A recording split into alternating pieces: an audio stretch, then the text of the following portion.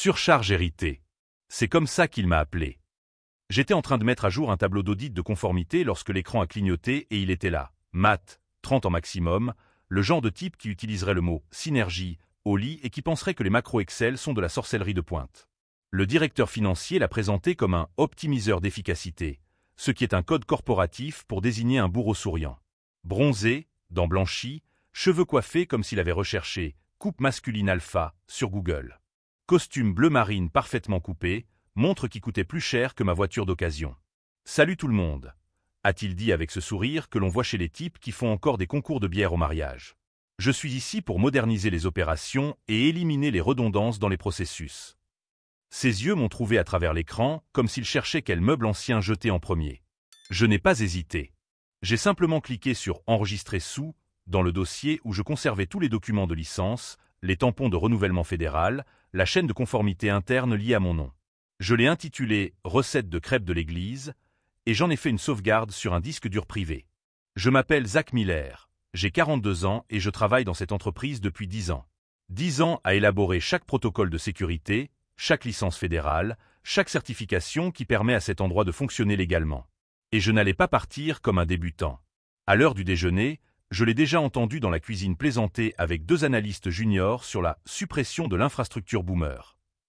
Je ne suis pas un boomer, mais dans le monde de maths, si vous ne faites pas de TikTok sur votre flux de travail, vous êtes obsolète. Puis vint la réunion. Open space. Tout le monde debout comme pour un exorcisme du bon sens.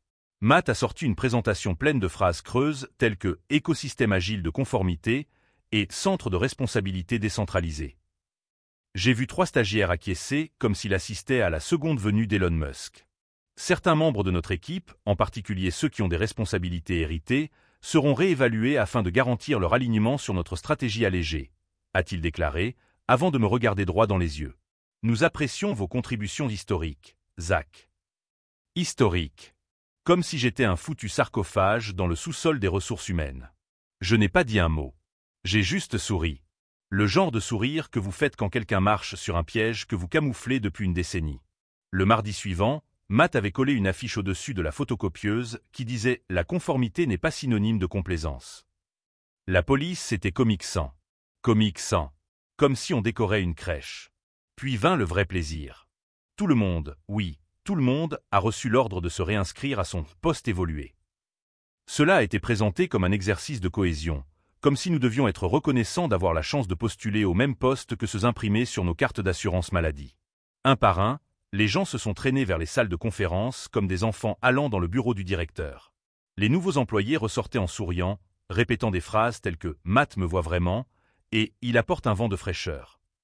J'avais envie de leur dire que ce genre d'air venait d'égouts bouchés. Quand mon tour est arrivé, je n'avais pas apporté mon CV. J'ai apporté le silence. Matt a à peine levé les yeux de son ordinateur portable. « Zach, tu es ici depuis un certain temps. 10 ans, a-t-il dit, froid comme un concombre dans une tempête de neige. Cool. La connaissance institutionnelle, nous apprécions cela. » Ses doigts tapotaient sur le clavier, probablement en train de taper « Licencier le dinosaure » sur Slack.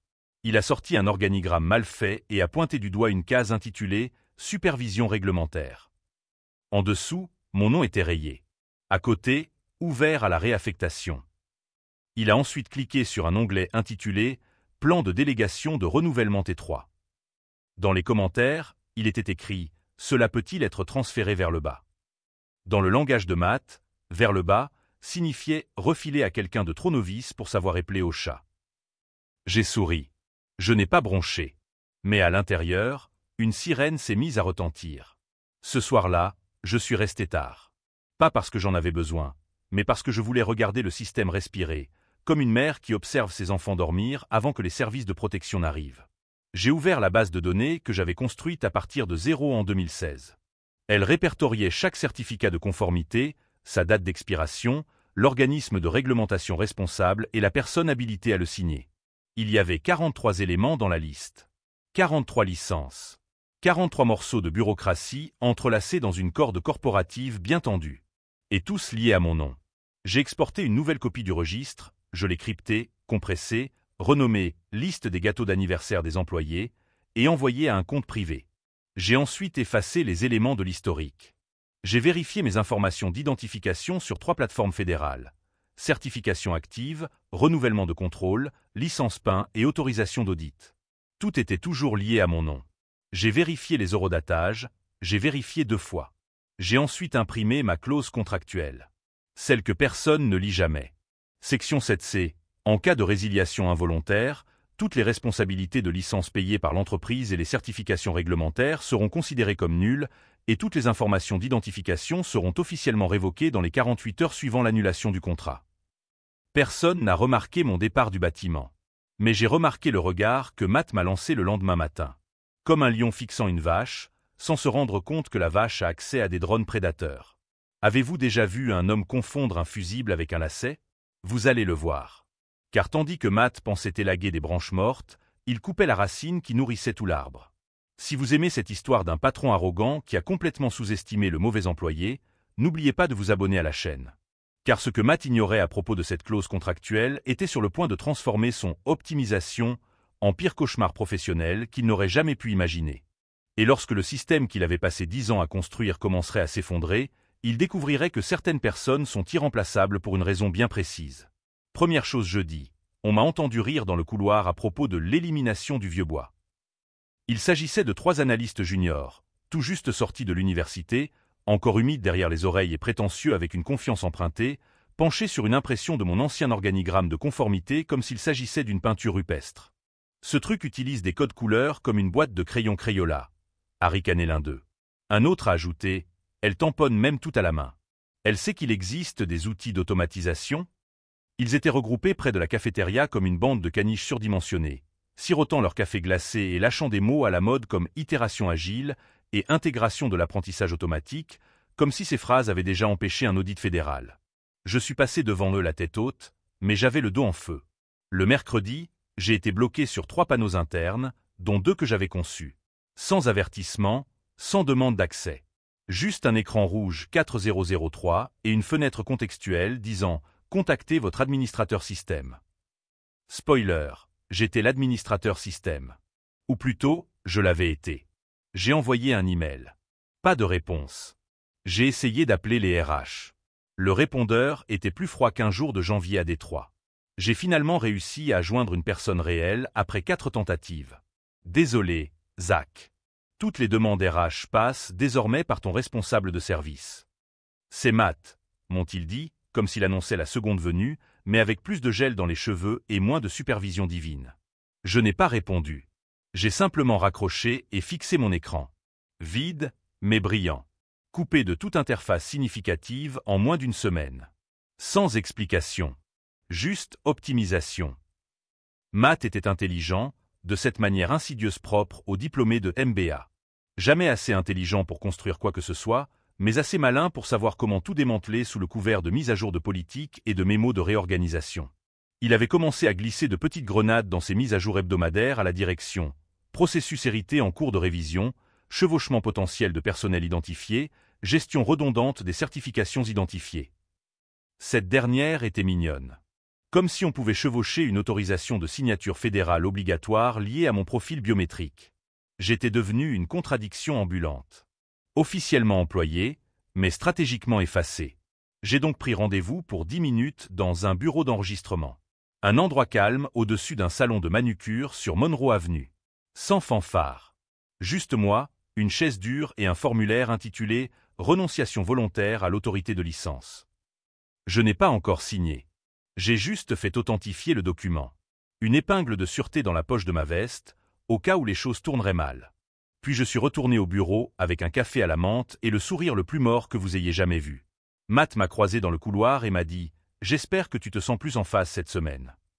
J'ai acquiescé. Je règle juste quelques détails. Il a souri. Le sourire d'un serpent d'entreprise que l'on trouverait dans la section développement personnel d'une librairie Barnes & Noble, à côté de « Détruisez tout » et d'une bougie parfumée. Ce qu'il ne savait pas, c'est que chaque détail que je réglais était muni d'un détonateur. Et j'avais l'allumette. C'est arrivé un lundi, parce que bien sûr. Le genre de lundi où l'air dans le bureau ressemble à du plastique chauffé au micro-ondes et où tout le monde fait semblant d'aimer son travail juste assez pour survivre une semaine de plus. Nous étions tous réunis pour le nouveau drain de momentum hebdomadaire de Matt, qui était en gros une conférence TED pour sociopathes. Il se tenait devant le corral ouvert, dans son blazer bleu trop serré, faisant ce geste des mains ouvertes comme s'il calmait un troupeau de moutons. « Commençons par un peu de franchise », a-t-il dit. C'est toujours comme ça qu'on sait que quelqu'un s'apprête à vous écorcher vif en public, quand il commence par de la franchise. Nous avons beaucoup réfléchi ces dernières semaines, a-t-il poursuivi, marchant comme s'il s'apprêtait à nous vendre une multipropriété en enfer. Bien que la tradition ait de la valeur, la stagnation est une menace. Il s'est arrêté juste derrière ma chaise. Je ne me suis pas retourné. Et malheureusement, a-t-il dit haut et fort, certaines fonctions héritées ne sont plus en phase avec notre élan vers l'avenir. Les gens ont commencé à bouger sur leurs chaises. Certains ont baissé les yeux. Certains m'ont regardé. Un jeune homme a essayé de sourire comme si tout était normal, comme si nous assistions simplement à la perte d'une place de parking et non d'un gagne-pain. Puis vint la conclusion. À compter de maintenant, a annoncé Matt, le poste de Zach Miller est supprimé. Sans préavis, sans réunion, sans entretien individuel. Juste une phrase lancée comme une balle. Je me suis levé. Non pas parce que j'étais bouleversé, mais parce que mes jambes semblaient trop solides pour me permettre de le frapper à travers le mur. 2 membres des ressources humaines, tous 2 jeunes, évitant mon regard, se sont approchés avec un dossier brillant à la main, comme s'ils allaient me donner la communion. Je l'ai pris, l'ai ouvert et l'ai feuilleté jusqu'à la page de licenciement. Pas d'indemnité. Juste du jargon juridique et une ligne à signer. J'ai sorti un stylo de mon sac, j'ai signé d'un trait, puis j'ai dit « Il me faut une copie papier ». Matt a cligné des yeux. Tout est numérique. Papier, ai-je répété. Le service des ressources humaines a hésité. Je l'ai regardé fixement. 4 minutes plus tard, je suis sorti de ce bureau avec une copie imprimée, un reçu agrafé et le calme d'un homme qui savait exactement ce qu'il venait de faire. Vous voyez, lorsque j'ai signé ce formulaire, la section 7C de mon contrat a activé une clause silencieuse dans 3 bases de données fédérales. Un fil déclencheur invisible. Chaque certification active payée par l'entreprise, mes certifications, a immédiatement été mise en attente pour autorévocation. Pas seulement expirée. Pas seulement suspendue. Annulée. À 19h13, mon téléphone a bipé pour signaler un email de confirmation. Votre autorité sur les licences numéro CN 8835 à 44, FD 2210 à 98 et MDR 5081 à 02 a été officiellement révoquée. Les entités dépendantes de ces licences seront marquées comme non conformes dans les 24 heures, à moins d'être réautorisées par un remplaçant certifié. Je ne l'ai pas transféré. Je n'ai pas fait de capture d'écran. Je n'ai même pas répondu. Je me suis simplement assis dans mon appartement. J'ai bu du merlot en brique, j'ai regardé des rediffusions de Golden Girls pendant que la corde numérique commençait à se resserrer autour du précieux élan de Matt. Et j'ai dormi comme un bébé. Parce que pendant que Matt pensait élaguer des branches mortes, il coupait en fait l'artère principale qui alimentait chaque organe vital de l'entreprise. La journée de mercredi a commencé par un gémissement et une boîte très coûteuse qui ne contenait rien. À 9h04, le service des acquisitions a tenté de confirmer l'expédition de composants de filtration médicale à l'un de nos clients du secteur des biotechnologies. Un matériel auquel on ne peut même pas respirer à proximité sans 3 signatures et un tampon de risque biologique. Réponse du fournisseur, impossible d'honorer la commande. Entité destinataire répertoriée comme inactive. Licence CN 883544 expirée. Veuillez contacter l'agent de certification indiqué.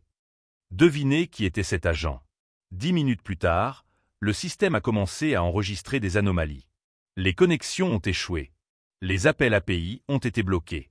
Une synchronisation des données programmées pour le portail d'audit de la FDA a renvoyé un code de rejet, titulaire de licence invalide. Au même moment, notre tableau de bord interne des licences, auparavant propre des verts comme une pelouse fraîchement tondue, s'est mis à s'illuminer comme un sapin de Noël en enfer. Alerte rouge. Drapeaux inactifs. Identifiant marqué comme orphelin. Matt, toujours diplomate comme un diplomate, a traversé la salle des opérations avec un gobelet de café à emporter provenant d'un café du centre-ville et a déclaré « Nous allons simplement mettre à jour les coordonnées ».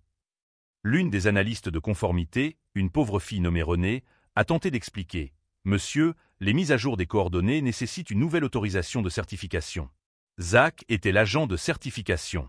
Légalement. Matt a cligné des yeux. Alors faites-le quand même. Il était le seul agent accrédité ayant le pouvoir de réautorisation dans tous les secteurs actifs. Personne d'autre n'est enregistré auprès du Conseil fédéral de conformité. Et la période de réenregistrement prend des semaines. Il y eut un silence. Pas du genre gênant. Du genre fatal. Comme quand on regarde quelqu'un réaliser que l'iceberg ne bougera pas. Matt se frotta les tempes et murmura « Pourquoi personne ne m'a dit ça avant ?»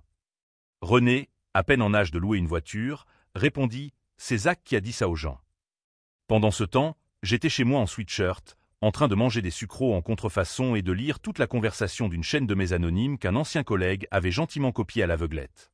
Quelqu'un avait même joint une capture d'écran du message de Matt sur Slack à l'intention du service juridique. Quelqu'un sait comment annuler une balise d'expiration de licence dans le petit truc du tableau de bord. Petite chose. Il a appelé ça une petite chose. Ce panneau était mon bébé depuis 5 ans. Je l'avais conçu pour être plus hermétique que Fort Knox si certains événements de révocation se produisaient. Ce n'était pas seulement bureaucratique. C'était chirurgical. Si quelqu'un sans les informations d'identification appropriées tentait d'accéder à une certification, il mettait l'adresse IP sur liste noire et signalait automatiquement l'intrusion aux journaux d'audit interne.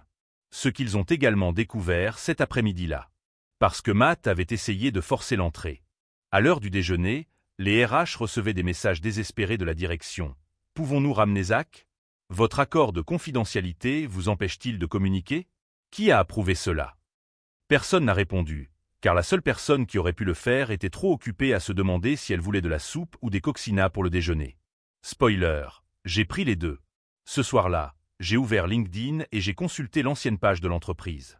Elle se vantait toujours fièrement d'être certifiée au niveau fédéral pour toutes ses opérations. J'ai presque eu honte. Presque. Au lieu de cela, j'ai souri. Parce que je savais que ce jeudi, ce mensonge allait coûter plus cher que de la fierté. Le vendredi est arrivé avec des sirènes que personne ne pouvait entendre. Seul le douping d'une alerte de calendrier et le bruit sourd de la panique tombant dans l'intestin rempli de café au lait de soja de Matt. Inspection aléatoire du site web de la FDA. 10 heures du matin. C'était bien aléatoire, mais aléatoire dans une fenêtre que Zach avait toujours prévue. Discrètement. Chaque année. Un tableau Excel avec un code couleur croisé avec les termes des contrats des fournisseurs, les cycles de renouvellement et les phases de la Lune, si nécessaire. Les auditeurs ne plaisantent pas. Ils sont arrivés avec leur bloc-notes et l'autorité morale des agents du fisc en gilet pare-balles. À 9h22, la réception a appelé le service de conformité. 3 inspecteurs sont ici. Ils demandent le titulaire de la licence. Silence. Un long silence désespéré. Parce qu'il n'y en avait pas.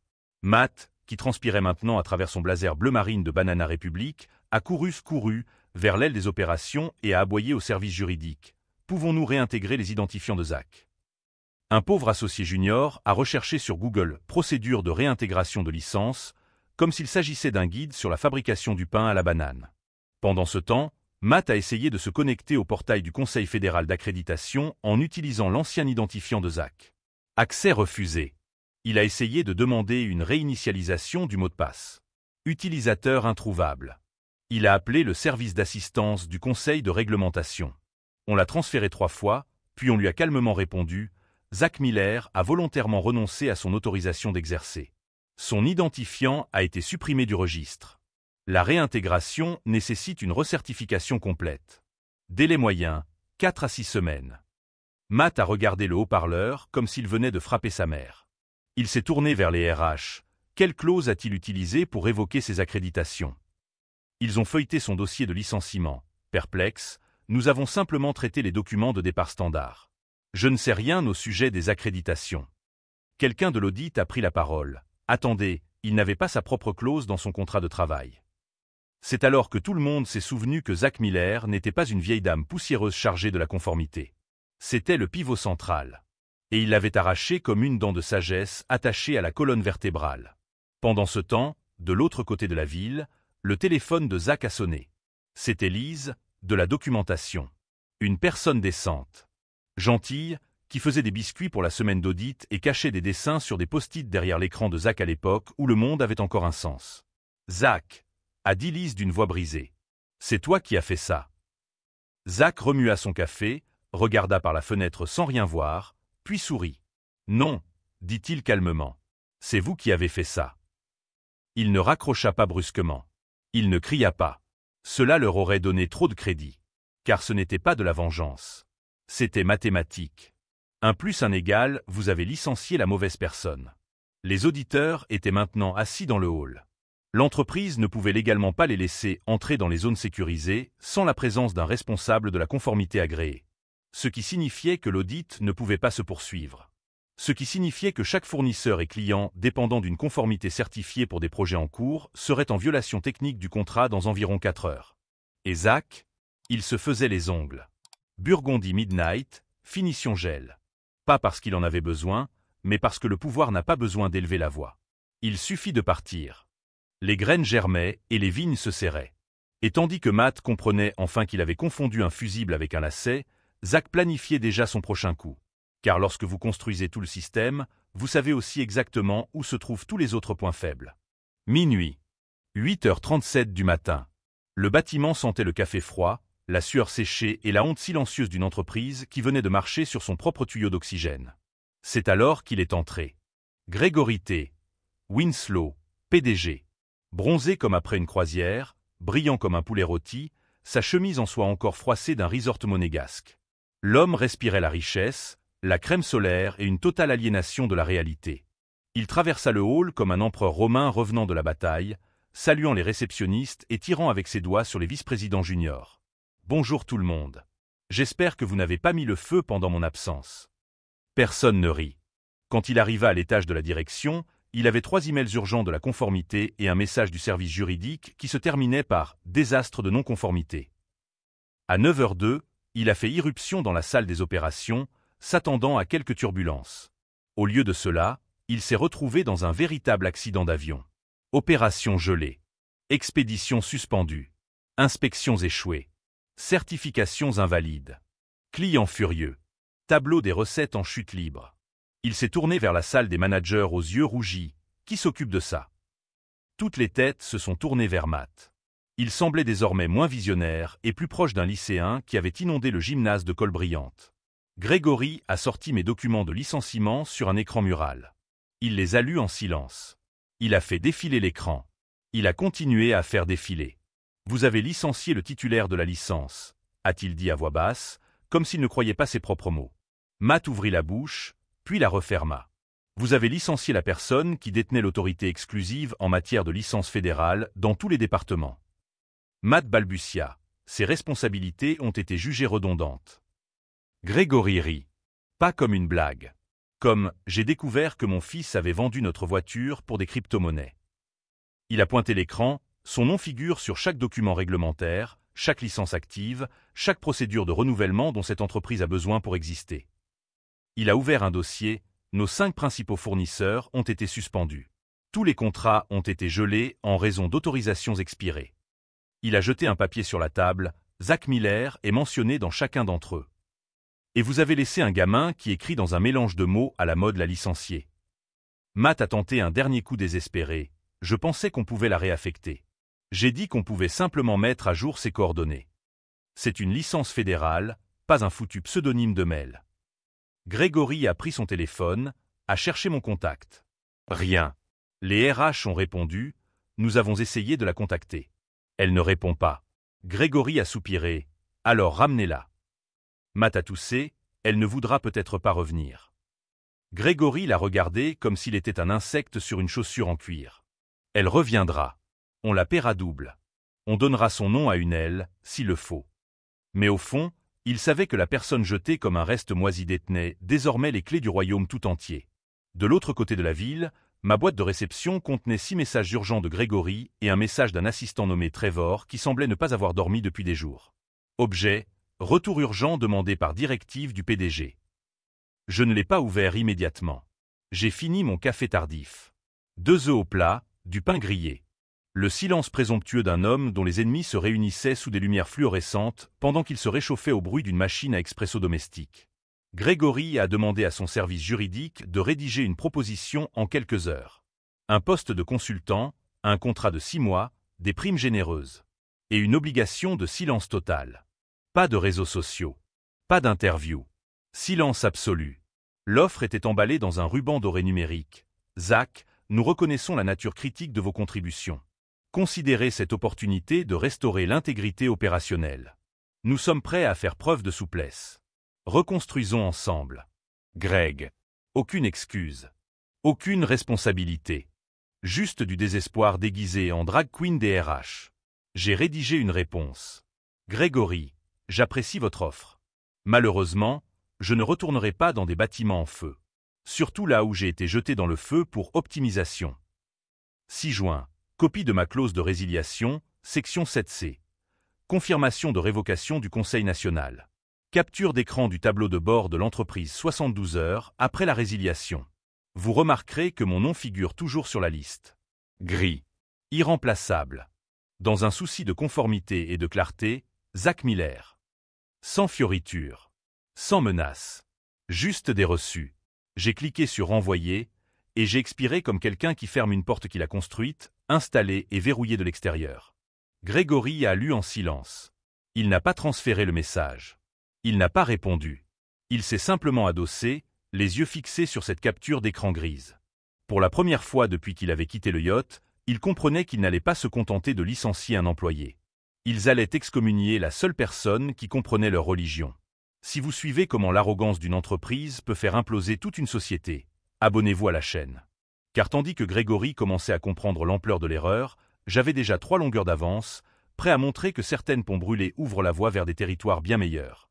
3 semaines plus tard, LinkedIn a failli imploser. J'étais là, les cheveux plus clairs, le sourire plus affûté, vêtu d'un costume noir comme quelqu'un qui vient réclamer son dû. Nouveau poste, directeur des stratégies de conformité, Stracorp Biocor. Le message était court. Stracorp remporte les contrats Omega Med et Viarch, citant la confiance en la conformité continue comme facteur décisif. Les joyaux de la couronne. Les 2 plus gros clients que mon ancienne entreprise affichait à chaque annonce de résultats. Ils ont maintenant fait leur valise après avoir appris que la liste des litiges avait atteint une « fenêtre de réactivation inconnue ». Pendant ce temps, retour à la case départ. Toujours bloqué. Le tableau n'est jamais passé au vert. Les amendes arrivaient quotidiennement. Les fournisseurs ont abandonné. La fête de fin d'année a été annulée. Matt, il n'y a même pas eu de gâteau d'adieu. Juste un zoom de 3 minutes et un plan de transition qui ressemblait à une nécrologie. Maintenant, j'ai un bureau d'angle.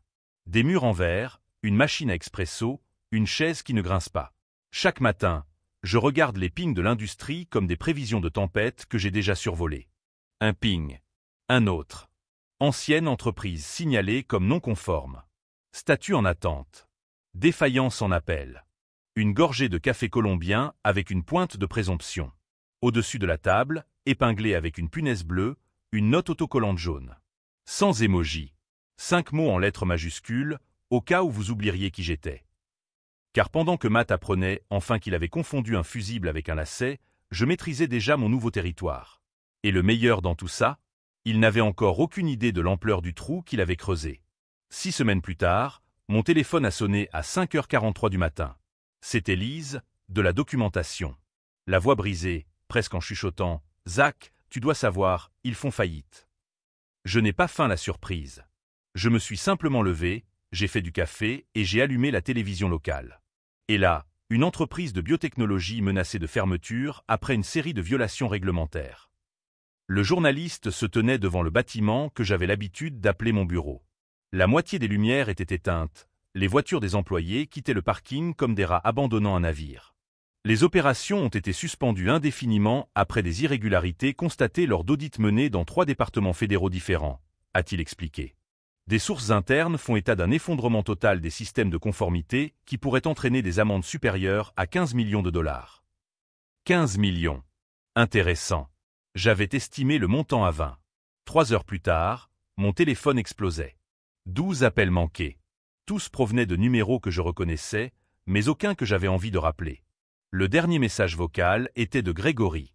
Ce n'était plus le PDG bronzé et confiant. C'était un homme brisé. « Zach, s'il te plaît, tu peux arrêter ça? Je te donnerai n'importe quoi. » N'importe quoi. J'ai effacé le message sans répondre. Le lundi, lorsque je suis arrivé à mon nouveau bureau chez Stracorp, j'ai trouvé un courrier intéressant sur mon bureau. Une enveloppe officielle du Conseil fédéral de conformité. Communication relative à l'ouverture d'une enquête, Winslow Enterprises. Je l'ai lu calmement tout en buvant mon café colombien. Il faisait l'objet d'une enquête officielle pour négligence réglementaire systématique et exploitation sans certification appropriée. Des poursuites qui pouvaient aboutir non seulement à des amendes, mais aussi à des interdictions permanentes d'exercer dans des secteurs réglementés. Ce qu'il ne savait pas, c'est que cette enquête n'était pas aussi aléatoire qu'il le pensait. Vous voyez, lorsque j'ai renoncé à mes lettres de créance, j'ai également activé des rapports automatiques destinés à 3 agences différentes. Des rapports qui mettaient en évidence les modèles de risque dans les entreprises qui avaient brusquement perdu leur supervision en matière de conformité. Ces agences ont tendance à enquêter sur les entreprises signalées dans leur système. Surtout lorsque les algorithmes détectent que des licences critiques ont été révoquées sans plan de succession adéquat. Surtout lorsque la personne qui détenait ces licences avait un parcours irréprochable depuis 10 ans. Surtout lorsque cette même personne travaillait désormais pour un concurrent direct. Mercredi, j'ai reçu un email de Renée, la pauvre analyste qui a tenté d'expliquer la conformité à Matt. Elle avait trouvé un emploi dans une autre entreprise, mais voulait me raconter ce qui s'était passé chez Winslow ces derniers jours. Matt a fait une dépression nerveuse jeudi, m'a-t-elle écrit.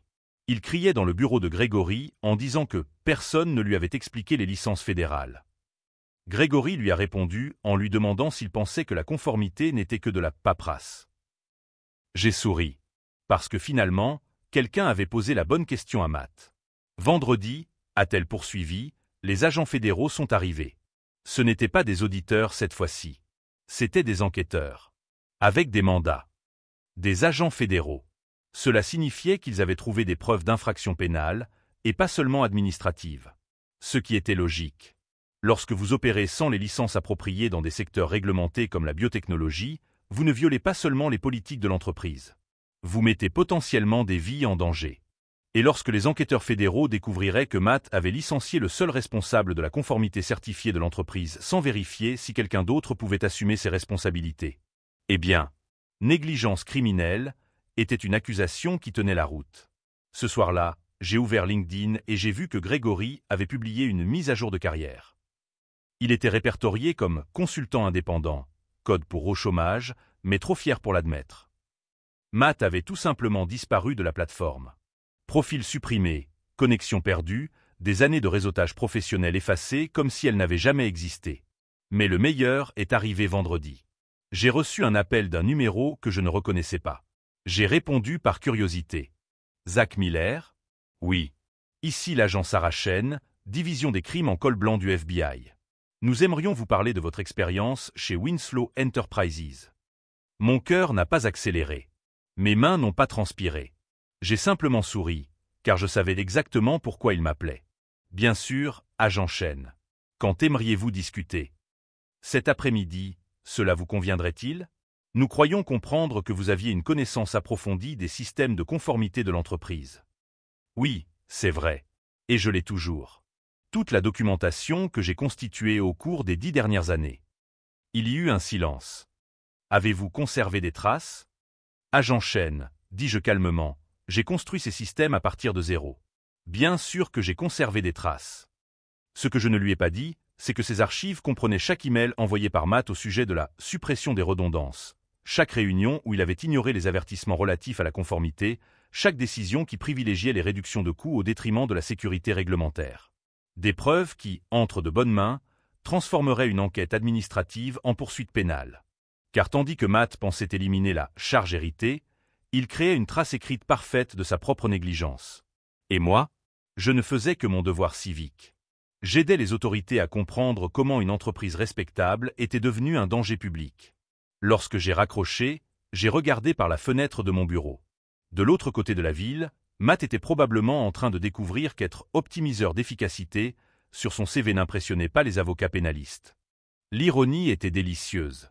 Il m'avait licencié pour être un fardeau hérité. Maintenant, j'étais la seule personne au monde à pouvoir expliquer aux autorités fédérales comment il avait transformé une entreprise florissante en une bombe à retardement réglementaire. Et le meilleur dans tout ça, je n'avais même pas besoin de mentir.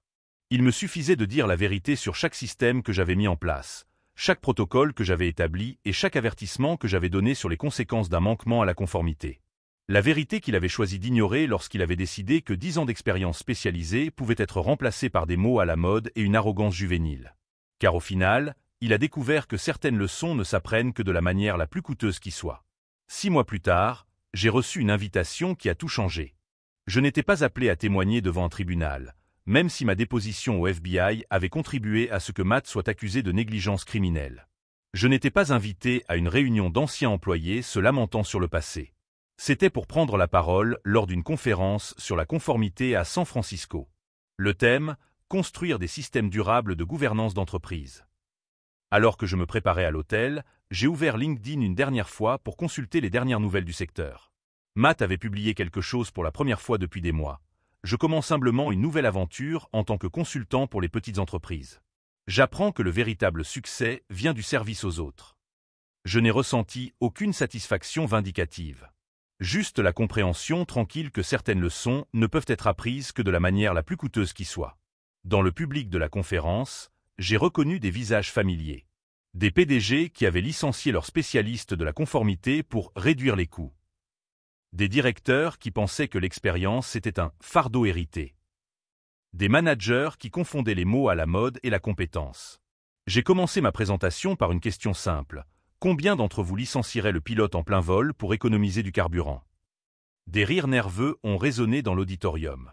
C'est exactement ce que vous faites lorsque vous vous débarrassez de professionnels expérimentés de la conformité sans comprendre qu'ils ne se contentent pas de suivre des règles, mais qu'ils construisent les systèmes qui empêchent votre entreprise de devenir une bombe à retardement réglementaire. Pendant 45 minutes, j'ai raconté mon histoire. Non par vengeance, mais comme une étude de cas sur les conséquences systématiques des décisions impulsives prises par les entreprises. À la fin, l'ovation a été intense. Mais ce qui m'a le plus marqué, ce sont les conversations qui ont suivi la conférence. J'ai un employé depuis 15 ans que tout le monde appelle un dinosaure. M'a confié une PDG d'une entreprise de biotechnologie. Après votre présentation, je pense que je vais devoir le promouvoir, pas le licencier. Mon conseil d'administration faisait pression pour externaliser notre conformité, m'a confié un autre cadre. Je comprends maintenant pourquoi cela aurait été un désastre. 3 semaines plus tard, ma boîte mail était inondée d'offres. Pas seulement des offres d'emploi, mais aussi des invitations à devenir consultant, des demandes pour développer des programmes de formation, des propositions de partenariat stratégique. Stracorp m'a proposé de devenir associé. D'autres entreprises promettaient de mettre à ma disposition des équipes entières. Des universités voulaient que je développe des programmes sur l'éthique en entreprise. J'ai choisi une autre voie. J'ai ouvert mon propre cabinet de conseil, Miller Compliance Solutions, spécialisé dans l'aide aux entreprises qui ont failli se détruire en ignorant leur propre système de sécurité. Mon premier client, une start-up de biotechnologie dont le jeune PDG arrogant avait licencié toute son équipe de conformité pour optimisation. Il faisait l'objet d'une enquête fédérale et risquait la fermeture. Monsieur Miller, m'a-t-il dit lors de notre première réunion, visiblement gêné. Je sais que nous avons commis des erreurs. Pourriez-vous nous aider à repartir de zéro? C'était Matt version 2.0. Même arrogance, même mépris pour l'expérience, même conséquences inévitables. Mais cette fois, il demandait de l'aide avant qu'il ne soit trop tard. Je peux vous aider, ai-je répondu calmement. Mais vous devez d'abord comprendre quelque chose de fondamental. La conformité n'est pas un obstacle à la croissance. C'est ce qui rend la croissance durable. Au cours des mois qui ont suivi, nous avons complètement reconstruit leur système. Non seulement pour éviter des problèmes juridiques, mais aussi pour créer une culture où l'expérience était valorisée, les processus respectés et les décisions prises sur la base de connaissances et non de mots à la mode. Non seulement l'entreprise a survécu à l'enquête, mais elle a prospéré. 6 mois plus tard, elle a conclu un tour de table de 50 millions de dollars. Les investisseurs ont cité une gouvernance exemplaire comme facteur décisif. Et le Matt original? J'ai entendu dire qu'il travaillait pour une société de conseil dans de petites villes, aidant des entreprises familiales à se moderniser numériquement. Loin des licences fédérales, des audits complexes ou de tout ce qui pourrait exploser s'il était mal géré. Il a peut-être trouvé sa véritable vocation. Je l'espère. Car la leçon que j'ai apprise n'était pas une leçon de vengeance, mais une leçon de valeur. Lorsque vous construisez quelque chose de solide, de durable et d'essentiel, vous n'avez pas besoin de vous venger de ceux qui ne reconnaissent pas votre importance. Vous devez simplement trouver ceux qui la reconnaissent. La semaine dernière, j'ai reçu un email de Renée, la jeune analyste qui avait été témoin de mon licenciement. Elle avait été promue directrice de la conformité dans sa nouvelle entreprise et voulait me remercier d'avoir été un exemple de dignité professionnelle dans une situation impossible. J'ai appris en vous observant que la véritable force ne réside pas dans la réaction émotionnelle lorsque nous sommes sous-estimés, a-t-elle écrit. Elle réside dans la construction de quelque chose d'aussi précieux que votre absence devient indéniable. Aujourd'hui, lorsque je regarde par la fenêtre de mon bureau, avec vue sur la baie, mon équipe de 12 experts et mes clients sur 3 continents, je ne pense pas à l'homme qui m'a qualifié de surcharge héritée. Je pense aux jeunes professionnels que j'ai encadrés, aux systèmes que j'ai aidés à mettre en place, aux entreprises que j'ai sauvées de leur propre imprudence. Je pense à la façon dont un licenciement qui aurait dû me détruire m'a finalement libéré pour construire quelque chose de bien plus grand que je n'aurais jamais imaginé. Si cette histoire vous a touché, si vous avez déjà été sous-estimé par ceux qui ne reconnaissaient pas votre valeur, inscrivez-vous à notre chaîne. Nous avons des centaines d'histoires sur des personnes qui ont transformé l'humiliation en élévation, le manque de respect en succès extraordinaire. Car au final, j'ai découvert que Matt avait raison sur un point. J'étais vraiment un poids mort. Une charge pour une entreprise trop petite pour mon potentiel. Un héritage pour un endroit qui ne méritait pas le système que j'avais construit. Et quand j'ai enfin trouvé un endroit où ma valeur était reconnue, où mon expérience était célébrée, où mon expertise était le fondement et non un obstacle, eh bien, j'ai découvert qu'il n'y a pas de limite à ce que vous pouvez construire lorsque vous n'avez plus besoin de prouver que vous méritez d'être là. La dernière fois que j'ai eu des nouvelles de Matt, il essayait encore d'expliquer à des employeurs potentiels pourquoi une entreprise solide s'était effondrée peu après qu'il ait optimisé ses opérations. Et moi, je suis en train de bâtir un empire fondé sur le principe révolutionnaire que l'expérience compte, que les systèmes bien conçus fonctionnent et que le respect de ceux qui construisent les fondations fait la différence entre une croissance durable et une explosion spectaculaire. Et vous savez quoi? Je ne me suis jamais senti aussi jeune.